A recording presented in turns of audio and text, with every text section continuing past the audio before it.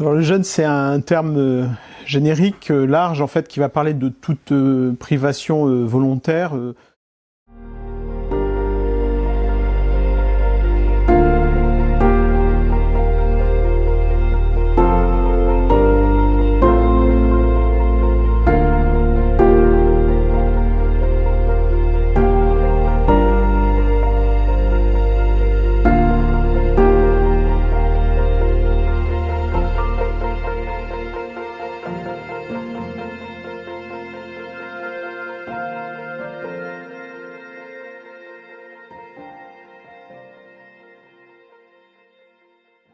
Alors le jeûne, c'est un terme générique, large, en fait, qui va parler de toute privation volontaire, temporaire, en fait, de nourriture ou de boisson.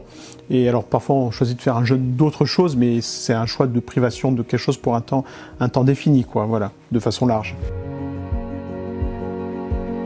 Alors oui, il y a actuellement beaucoup de formes de jeûne. On pourrait parler du jeûne sec. Alors jeûne sec, c'est privation de toute forme d'aliments et de boissons. Donc là, sur un nombre de jours, mais on va dire limité, on va en parler après, mais on a le jeûne dit intermittent. Le jeûne intermittent, ça va être le choix de ne pas manger, en général c'est souvent le repas du soir, mais qui va faire que pendant une période de 12 à 16 heures, voire jusqu'à 18 heures, on ne va pas prendre d'aliments, mais on continue à s'hydrater. Je parlais de jeûne sec tout à l'heure, mais il y a très souvent aussi le jeûne avec simplement une privation totale des aliments, mais avec les boissons qui sont poursuivies. Voilà.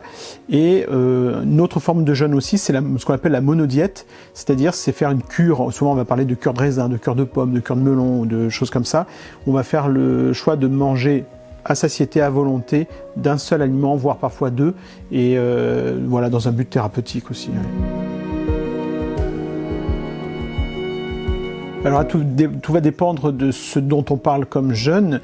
L'un des jeûnes que je préconiserais le plus, pour ma part, c'est le jeûne intermittent, qui, sur le profil des personnes qui ont une tendance plutôt à prendre du poids, cardiovasculaire, avec diabète, etc. Le jeûne intermittent a montré effectivement vraiment une bonne tendance à faire rediminuer le poids, à faire diminuer ce qu'on appelle l'insulinorésistance. Sans rentrer dans les détails, c'est le terrain qui prépare le diabète, donc ça améliore ça, et ça améliore tous les chiffres aussi au niveau cholestérol, triglycérides, et donc voilà, ça met l'organisme au repos, et en plus, lorsqu'on ne mange pas la nuit, au niveau de notre rythme qu'on dit circadien, le rythme jour-nuit, ça aide le corps à se caler, et la nuit est de meilleure qualité, le sommeil est de meilleure qualité lorsqu'on mange pas ou peu pendant la nuit. Donc voilà. Après, pour les autres jeûnes, il y a maintenant des travaux qui sont faits aussi sur le lien entre les chimiothérapies et le jeûne avant une chimiothérapie, plus sur les modèles animaux, mais il y a des universités qui commencent à étudier ça aussi chez l'humain. Voilà, par exemple, quelques bénéfices. Oui. Oui, tout à fait. Alors bien sûr, le premier danger, ça serait la dénutrition, évidemment. Si on jeûne pendant longtemps, il y a un risque forcément, notre organisme a besoin de nutriments pour vivre. Après, quand particulièrement il y a les jeûnes secs, donc sans aliments et sans eau, là aussi il y a un risque de déshydratation. Et la problématique est encore plus présente lorsque certaines personnes ont des pathologies chroniques comme le diabète ou une insuffisance rénale, où on a des organes qui sont en fragilité. Et le fait de se mettre en jeûne, c'est un stress de plus sur l'organe. Donc si ça doit être fait de façon cadrée et de savoir dans quel contexte on le fait, quoi. Alors, c'est vrai que quand on parle de jeûne, il y a le côté santé qui s'est beaucoup développé, j'allais dire, sur les dernières années. Sinon, classiquement, c'est une pratique qui est beaucoup associée à la spiritualité, et la Bible, évidemment, aussi en parle. Alors, à la différence peut-être d'autres spiritualités, où lorsqu'une personne jeûne, elle fait comme un espèce d'acte de super-héros, de montrer ce qu'elle est capable de faire peut-être pour grandir en spiritualité. Et c'est vrai que dans la Bible, l'invitation au jeûne est plutôt le fait d'oublier les choses de cette terre pour se concentrer sur les choses spirituelles.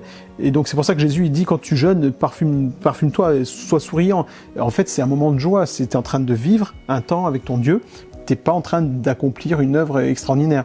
Donc voilà, il y a le fait d'oublier les choses de cette terre pour vivre les choses spirituelles, même si on pourrait, je pense, aller plus loin.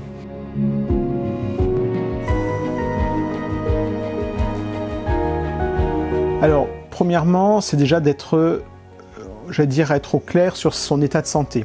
Donc, si on a des pathologies chroniques, on ne se lance pas dans ça sans prendre un avis un petit peu avisé. Deuxième chose, si on choisit par exemple de faire un jeûne intermittent, a priori, il n'y a pas de danger particulier, si ce n'est chez quelqu'un qui aurait des risques de faire des hypoglycémies ou certaines pathologies particulières. Après, lorsqu'on fait des jeûnes justement avec une privation alimentaire, on conseille toujours de faire une descente progressive. C'est-à-dire que si je choisis de jeûner 3 jours, on va faire une privation progressive de 3 jours et ensuite une remontée progressive. C'est-à-dire qu'on va enlever au fur et à mesure des groupes d'aliments jusqu'à s'arrêter quelques jours et puis remonter. Donc on va descendre et remonter autant de jours que l'on fait le jeûne. Mais voilà, toujours en étant accompagné. Donc voilà, ça c'est sur le plan physique. Après, sur le plan psychique, c'est pareil, on ne va pas faire un jeûne dans une période où on est dans un état de fragilité psychique, donc d'être bien, d'être apaisé aussi dans sa tête. Et si on est dans une démarche plus spirituelle, là je dirais c'est un appel personnel, une conviction personnelle, mais que ça puisse être vécu comme un temps effectivement de joie et pour aller dans une communion plus marquée avec notre Dieu.